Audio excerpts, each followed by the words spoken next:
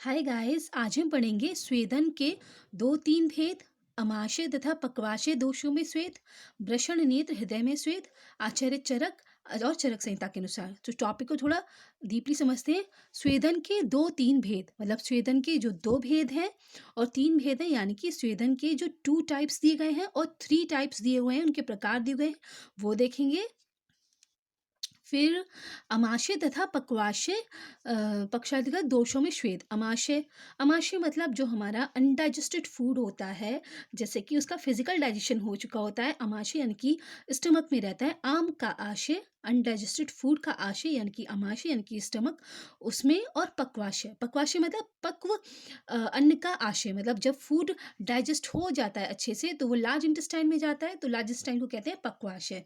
दोषों में श्वेत। तो पक्वाशय में जो दोष होते हैं, वात पित्त कफ का कुपित हो जाते हैं अमाशय और पक्वाशय में, तो हमें स्वेदन, यानी कि स्वेदन का मतलब होता है एक्सेसिव स्वेटिंग करवाना। तो जो स्वेदन करवाते हैं हम अमाशय या पक्वाशय में, जब दोष कुपित हो जाते हैं उस वहाँ पे, तो वो स्वेद का प्रक्रिया देखेंगे कि कैसे करवाना है। और वृषण वृषण यानी कि टेस्टिस रिप्रोडक्टिव ऑर्गन मेल का।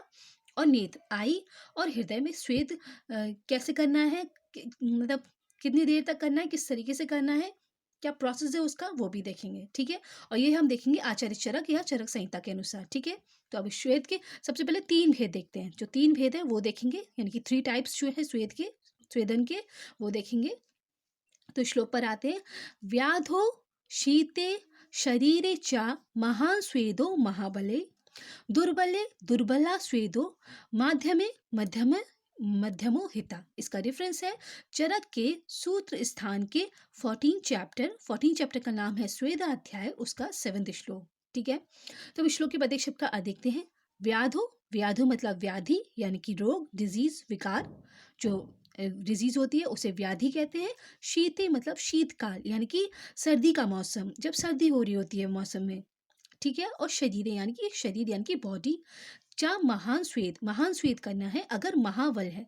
अगर व्याधि शीतकाल शीतकाल और शरीर महाबल है, व्याधि जो है बॉडी बॉडी में जो डिजीज हुई है वो बहुत ज़्यादा बलवान है, बॉडी जो डिजीज है वो बहुत ज़्यादा स्ट्रॉन्ग सिम्टम्स लिए हुए है, अपनी बॉडी को जकड़ लिया है उसने, डिजीज ने इतनी हर सिस्टम को इफेक्ट कर दिया है। तो व्याधि अगर बहुत ज़्यादा प्रबल है यानी कि बहुत बलवान है। और शीतकाल है, शीतकाल भी बहुत ज़्यादा ठंड पड़ रही है, जैसे कि अभी इस टाइम बहुत ज़्यादा ठंड पड़ रही है, तो शीतकाल भी बहुत ज़्यादा बलवान है। और शरीर शरीर मतलब बॉडी, जो मनुष्य है जिसको व्याधि हुई है वो भी बहुत बलवान है, वो वीक नहीं है, वो स्ट्रांग है। तो हमें महास्वेद करना है, महान स्वेद करना है। ठीक है, दुर्बले दुर्बला स्वेदो, अगर व्याधि शीतकाल और शरीर दुर्बल है, अगर डिजीज जो है वो भी बहुत कम सिम्टम्स लिए हुए हैं और इतनी ज़्यादा स्ट्रॉन्ग नहीं है, हल्का फुल्का सा फीवर या कुछ भी कह सकते हैं, कोई भी डिजीज़ है हल्की फुल्की है, और शरीर जो है वो भी दुर्बल है, और शीतकाल जो है वो भी कम है, दुर्बल है, शीत भी इतनी नहीं पड़ी है, ठंड इतनी नहीं पड़ रही है, तो हमें दुर्बल श्वेत करना है। कौन सा श्वेत करना है? दुर्बल श्वेत। फिर है माध्यमे मध्यमो हिता। और माध्यमे माध्यमे मतलब जब शरीर शरीर शीतकाल और व्याधि ये तीनों मध्यम है, इनका बल जो है, इनकी जो इंटेंसिटी है वो मध्यम है, यानी कि मीडियम है। तो हमें मीडियम श्वेत करना है, यानी कि मध्यम श्वेत करना है। ठीक है, तो अब श्लोक का जो हिंदी मीनिंग यहाँ लिखा हुआ है उसको एक बार पढ़ लेते हैं। रोग के बलवान होने पर, शीतकाल होने पर और शरीर के बलवान होने पर महाश्वेत किया जाता है। और दुर्बल व्यक्ति में दुर्बल रोग होने पर और अल्प शीत पड़ने पर दुर्बल श्वेत करना चाहिए। रोग को मध्यम होने पर, मध्यम बल होने पर और साधारण शीत रहने पर मध्यम श्वेत करना चाहिए। ठीक है, तो ये था महान श्वेत यानी कि महाश्वेत, दुर्बल श्वेत और मध्यम श्वेत। ठीक है, अब देखेंगे हम स्वेदन के दो भेद, मतलब टू टाइप्स का जो स्वेदन है वो देखेंगे, जो दो प्रकार कहे गए स्वेदन के, आचार्य चरक ने बताए हैं। तो श्लोक पर आते हैं। बात श्लेष्माणि वाते वा कफे वा स्वेद इष्यते, स्निग्ध रूक्षस तथा स्निग्धो रूक्षस चा उपकल्पिते। ठीक है, इसका रेफरेंस है चरकसूत्र स्थान की 14 चैप्टर है स्वेदाध्याय, उसका 8वां श्लोक। तो वात श्लेष्म, वात और कफ रोगों में स्निग्ध और रूक्ष स्वेद करना है। सिर्फ वात में स्निग्ध स्वेद करना है और कफ में रूक्ष स्वेद करना है। ठीक है, तो इसका श्लोक का मीनिंग देख लेते हैं जो लिखा हुआ है। वात कफजन्य रोगों में स्निग्ध और रूक्ष, रूक्ष।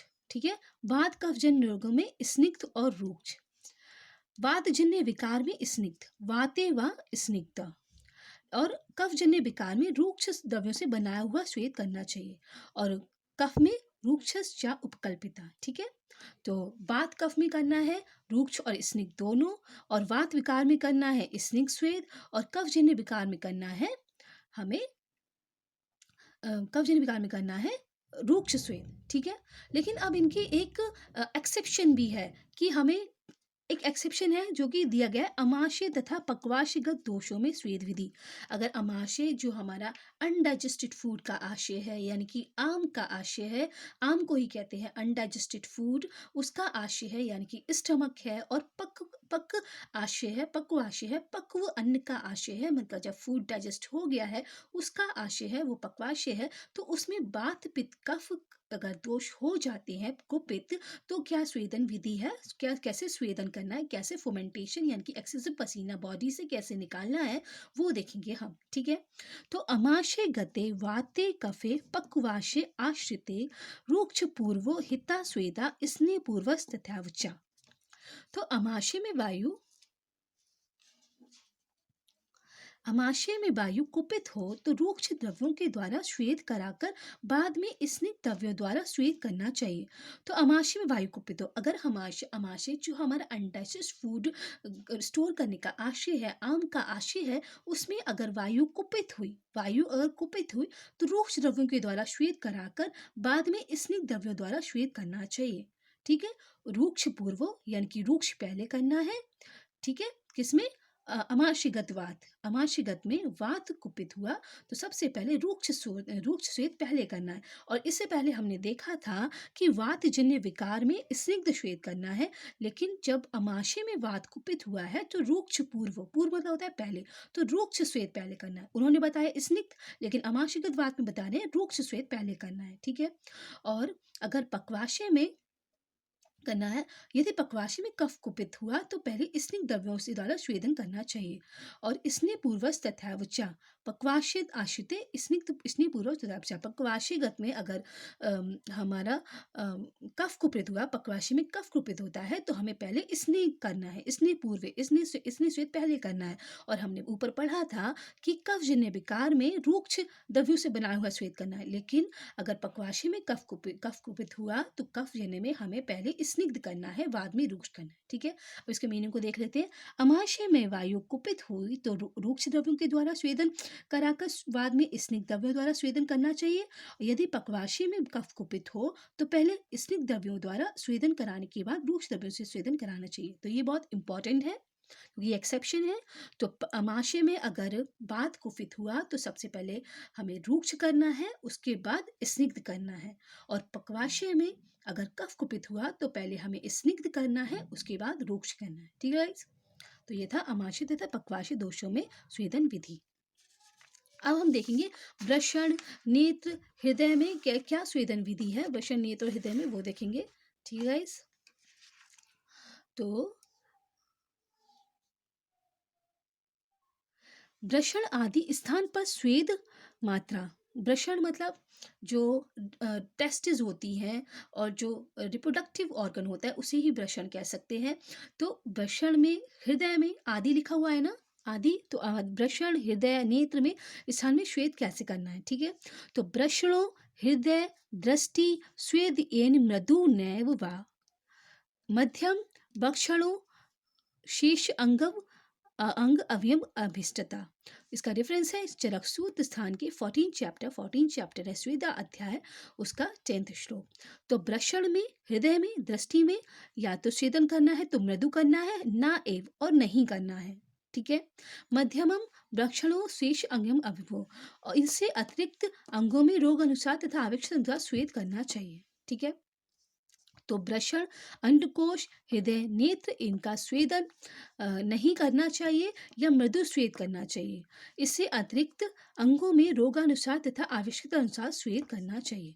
तो वृषण जो हमारे रिप्रोडक्टिव ऑर्गन है, टेस्टिस, और हृदय यानी कि हार्ट या चेस्ट भी कह सकते हैं, या फिर नेत्र, आइज कह सक आइज, नेत्र मतलब आइज होता है, उनमें स्वेदन नहीं करना चाहिए। और अगर करना है तो मृदु, मृदु मतलब वेरी लाइट, बहुत सॉफ्ट, बहुत ही लाइट हीटेड स्वेदन करना है हमें, ठीक है। और इसके अतिरिक्त अंगों में रोग अनुसार एवं तथा आवश्यकता अनुसार स्वेद करना चाहिए। और इसके अतिरिक्त जो रिप्रोडक्टिव ऑर्गन है, टेस्टिस, उसको छोड़ दें, और रिप्रोडक्टिव ऑर्गन है, टेस्टिस, उसको छोड़ दें, और आई को छोड़ दें, और हार्ट को छोड़ दें। फिर इसके जो भी हमारे बॉडी पार्ट्स में, जो भी बॉडी पार्ट्स बने हमारी बॉडी में, उनमें हमें जैसे रोग है यानी कि जो व्याधि है उसके अनुसार, और कैसा अ, आवश्यकता है, जैसे कि हमने पढ़ा था अभी कि व्याधि और शरीर और शीतकाल के बल के अनुसार महान स्वेद और मध्यम स्वेद और दुर्बल स्वेद, ये हमने पढ़ा था। तो ये टाइप्स थे, तो हमें उसके अनुसार कौन से टाइप का स्वेद करना है, और जैसे कि हमने अमाशय में पढ़ा, पक्वाशय में पढ़ा, वहाँ पे कौन सा स्वेद करना है। और तो ये और 2 टाइप से स्वेद और पड़े थे, रूक्ष और स्नेह स्वेद। तो ये जो स्वेदन है, इसको हमें डिसीज़न लेना पड़ेगा कि हमें किस अंग पर, किस बॉडी पार्ट्स में कौन-सा स्वेद करना है, ठीक है? अब देखते हैं नेत्र की स्वेदन विधि। नेत्र की स्वेदन विधि, श्लोक देखते हैं। सशुद्ध्यर्नक्तके पिंडेया गोधूमा मानमथापि वा पहन उत्पल पलाशयर्षा स्वेद्य समृत्य चक्षुषी। तो पहले नेत्र को अच्छी तरह साफ कपड़े, जौ या गेहूं के आटे के पिंड से या कमल अथवा नील कमल से पूर्ण रूप से ढककर पश्चात मृदु स्वेद करना चाहिए। अब इसको थोड़ा डीपली समझते हैं। पहले नेत्रों को अच्छी तरह साफ कपड़े, जौ या गेहूं के आटे के पिंड से या कमल अथवा नील कमल से पूर्ण रूप से ढककर पश्चात मृदु स्वेद करना चाहिए। तो ये कह रहे हैं, आचार्य चरक कह रहे हैं, अगर हमें आई में, नेत्र में स्वेदन करना है तो हमें उसको पहले कवर करना पड़ेगा, बहुत पूरी टोटली कवर करना पड़ेगा आइस को। तो किससे कवर करना है? या कपड़े से, कपड़े में कॉटन का वेस्ट होता है, तो कॉटन के कपड़े से उसको कवर करना है। या फिर जो जौ होता है, जौ को इंग्लिश में बार्ले कहते हैं, बार्ले फ्लावर से, फ्लोर से, या फिर व्हीट फ्लावर से, व्हीट यानी कि गेहूं के फ्लावर से उसको, आटे को गूंथना है, जौ के आटे को या गेहूं के आटे को, और उसे गूंथ कर उसे उसे माड़ कर, माड़ना कहते हैं, आटा माड़ना कहते हैं, उसे माड़ कर और पिंड बना लेना है उसका, जैसे कि रोटी के बेलने के लिए गोला बनाते हैं हम, उसका पिंड बनाकर, और उसे उससे हमें ढक देना है। और कमल के पत्तों से या नील कमल के पत्तों से ढककर उसके बाद हमें मृदु स्वेद करना है। मृदु मतलब very light, very low heated स्वेदन करना है, ठीक है। तो ये था नेत्र की स्वेदन विधि। अब देखते हैं हृदय की स्वेदन विधि। तो हृदय की स्वेदन विधि देखते हैं। मुक्ता बलि भी सीता भी शीतलय भासजनर अपि जलाद जलाद्र जल जर हस्ते स्वेधतो हृदय स्पर्शियेत। इसका रेफरेंस है चरकसूत स्थान के 14 चैप्टर का 12th श्लोक। तो हृदय का स्वेदन करते हुए शीतल मुक्ताबली की माला से, शीतल कांसा आदि के पात्रों से, जल के गीले कमलों से अथवा जल से गीले हाथों से बार बार हृदय का स्पर्श करना है। जब हृदय का स्वेदन कर रहे हैं, हृदय में हम ऊपर पढ़ चुके हैं कि हृदय में हमें मृदु स्वेद करना है। तो जब हम हृदय का स्वेदन, उसे मृदु स्वेद कर रहे होते हैं, तो बीच बीच में मुक्तावली, मुक्तावली मतलब मोतियों की माला, और शीतल कांसा, कांसा जो होता है ब्रास होता है, वो एक अलॉय होता है, और वो कॉपर और जिंक का अलॉय होता है। कांसा, उसे इंग्लिश में ब्रास कहते हैं, उससे, उसके पात्रों से, जैसे कि कोई बर्तन हो उसका, या फिर कोई बॉल वगैरह भी हो सकती है, गोल गोल चीज हो सकती है, या फिर जल के शीत गीले कमलों से, जल से पानी है उसमें कमल यानी कि लोटस को डुबो कर उससे, या फिर जल से गीले हाथों से, हाथों को गीला करके भी हमें स्वेदन करते वक्त, जब मृदु स्वेद कर रहे हैं तो हमें हार्ट को या चेस्ट को टच करना है, ठीक है। तो या तो मोतियों की माला से टच करना है, या फिर शीतल कांसा यानी कि ब्रास का जो अलॉय है कॉपर और जिंक का, उससे टच करना है, या फिर जल के गीले कमलों से, जल पानी में हमने कमल को भिगोया और उससे हमें चेस्ट को टच कराना है, या फिर गीले हाथों से, हाथ को गीला करके हमें टच कराना है, ठीक है। तो ये हृदय की स्वेदन विधि। हृदय में जब मधु स्वेद कर रहे हैं तो हमें इन ठंडी ठंडी चीजों से हृदय को बीच बीच में टच करते रहना है, ठीक है, ताकि हीट ज्यादा प्रोड्यूस ना हो वहां पर। तो इसलिए हृदय की स्वेदन विधि देखी हमने, फिर हमने नेत्र की स्वेदन विधि देखी थी उससे पहले हमने वृषण आदि स्थान पर स्वेद स्वेद मात्रा देखी थी, और फिर हमने अमाशय और पक्वाशय दोषों में स्वेद विधि देखा था कि अमाशय में सबसे पहले वात कुपित हुई तो रूक्ष स्वेदन पहले करना है, फिर स्निग्ध करना है, और पक्वाशय में कफ प्रकुपित हुआ तो पहले स्निग्ध स्वेदन करना है, फिर रूक्ष स्वेदन करना है। फिर स्वेद की 2 विधि देखी थी, जैसे कि रूक्ष स्वेद और स्नेह स्वेद। फिर स्वेद की 3 विधि देखी थी, महाश्वेद, दुर्वा स्वेद और मध्यम स्वेद। ठीक है, तो ये थे श्वेत के 2-3 भेद, आमाशयगत पक्वाशयगत दोषों में श्वेत, वृषण नेत्र हृदय में श्वेत।